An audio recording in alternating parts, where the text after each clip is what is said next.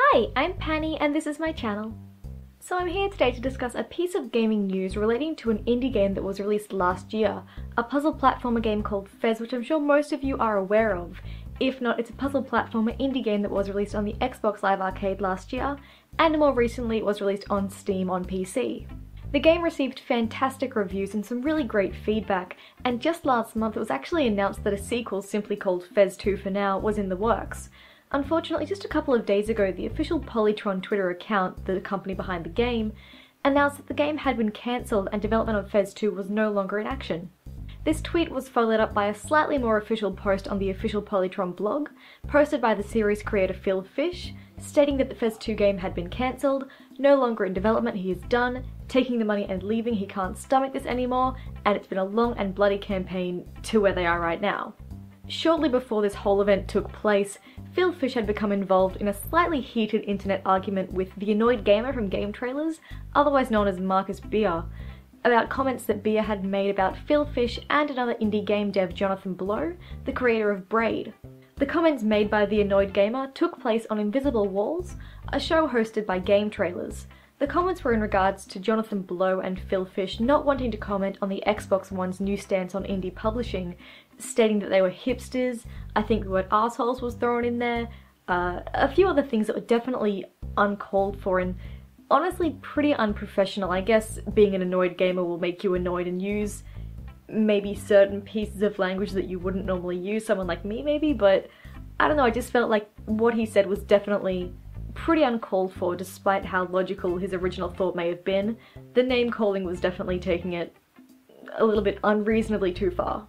Once Phil Fish caught news of this, he was definitely not happy, and the best thing for an indie dev publisher to do, someone who is so well known in the industry, would have been to see this comment, maybe feel unhappy about it and step back and either ignore it, or maybe compose a reply that's not painting yourself in too much of a negative light.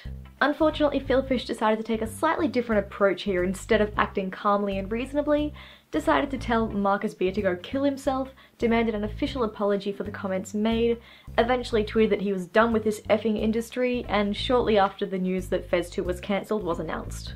Jumping back again now for a quick history lesson, if you're not aware, Phil Fish has definitely not been the most well-liked game dev in the industry. His personality has definitely probably become quite infamous.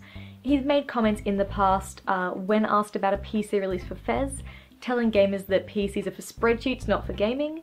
He also at one point told a whole bunch of boycotters on Steam when his game had reached #1 in pre-orders list to boycott harder nerds because they were boycotting the game, I think, for the PC release and the spreadsheets thing.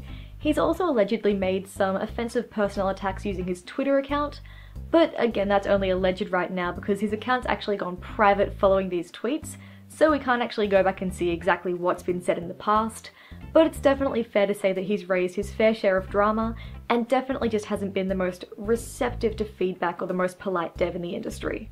Not that this is an excuse at all for the behaviour that he's done in the past, but during Indie Game the Movie, Phil Fish and his development on Fez was featured, and it definitely showed him going through a really stressful time there getting the game developed. At one point I believe he actually said that he would kill himself if the game didn't finish or didn't get released, so it definitely was a stressful time for him, but despite that, it's still not, the way that he's acted in the past is definitely not a way that you would hope an indie game dev would act towards his target audience.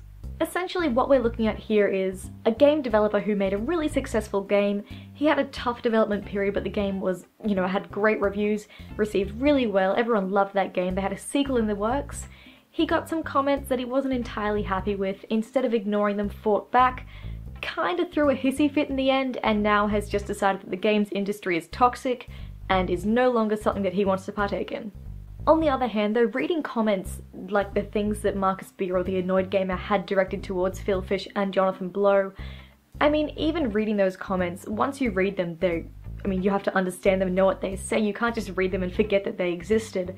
Reading so many negative comments, especially someone who probably brings so many negative comments towards themselves, definitely isn't going to be the easiest thing, and I just feel like the language that the annoyed gamer used and the stance that he took to personally attack these two was definitely unprofessional and was not justified in the slightest. Calling them tosspots, I think, and effing hipsters were direct quotes from his show. It was just completely unnecessary use of language and personal attacks, especially considering it was over something as small as them not wanting to comment on the Xbox One's indie publishing stance.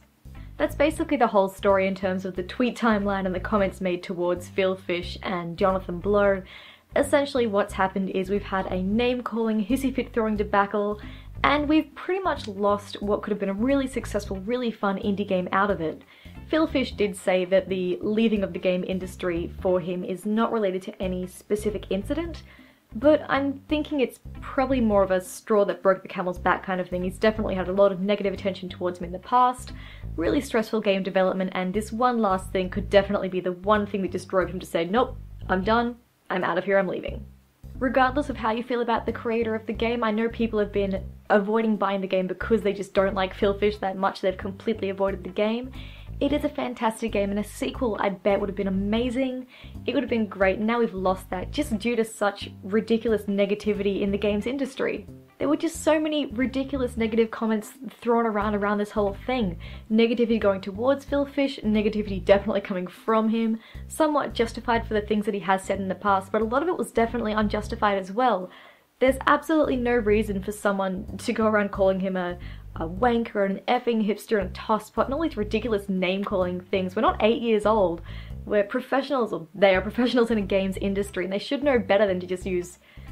I don't know, it just seems very childish to me, and the fact that what they've essentially done is bullied a game developer into leaving the industry, looking at it that way is really troublesome. Although, based off the comments that he has made in the past and more recently, it probably would have been the best option for Fish right now to leave the games industry. Maybe not permanently, but at least temporarily. Maybe just to get his health back in check and maybe recollect himself and just calm down a bit. The last thing we need right now in the games industry and community is more negativity.